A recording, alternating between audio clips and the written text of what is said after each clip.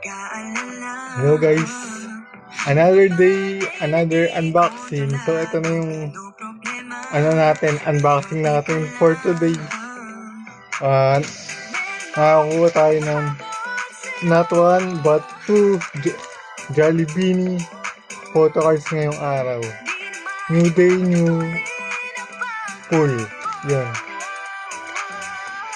So babatiin muna natin. Sana makuha natin si Aya, pero feel ko pwedeng Mika or Colette to. Sana wag naman Hambebe kasi nakuha na natin yung Hambebe. So, batiin natin Aya.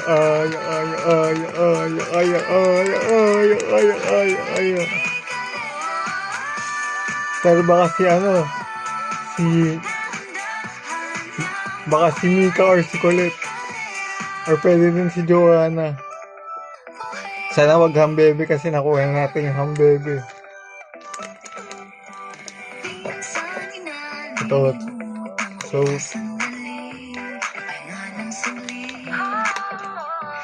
bubuksan ko natin.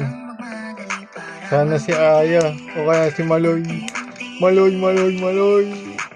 Ayan. Nakakatakot baka masira Boom. No.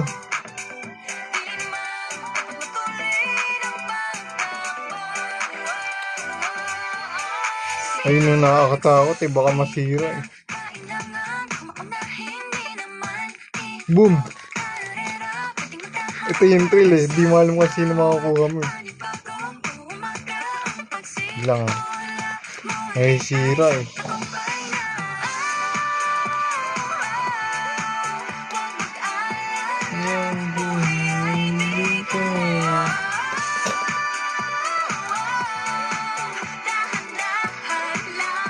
Sino kaya? Ang saya mag-open.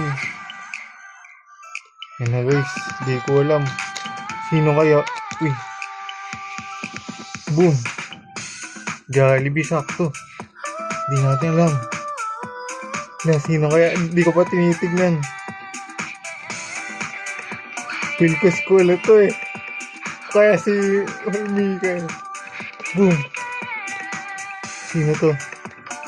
Si Colette nga Colette. Sabi na sa inyo Si lang to Colette or Mika kasi pag bias mo kalimitan, di binibigay yun. Tignan natin. Colette ang nakuha natin. Colette. Kaya feel ko, ang next pool, si Mika or si Joanna. Natin. 3 minutes na pala yung video. Dami kong daldal. Pero masaya kasi mag-pool So, second pool natin for the record. Colette. Not bad kasi Bisdak duo. Kasama si Aya Colette. Pwede rin sa mga Colette. Basta si Colette not bad. Kahit sino naman, happy dapat tayo. Feel ko, claim natin si Mika or si Joanna to. Kasi pag bias, di binibigay. Natin. So, second pool for 2026 is Colette.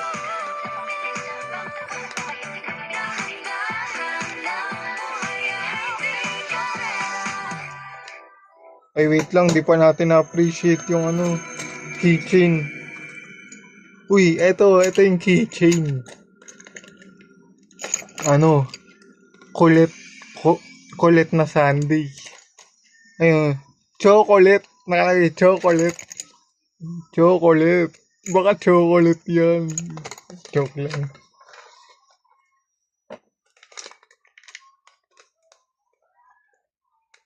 Nire-record ko lang para may para may memories ako pagdating ng panahon. Pagka-fanboy sa Bini. Masaya lang mag-pool kahit magastos. Chocolate.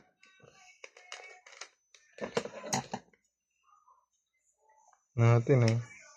Haba na ng video ko pero enjoy lang. Lang. Nakakatakot kasi baka masira yung ano.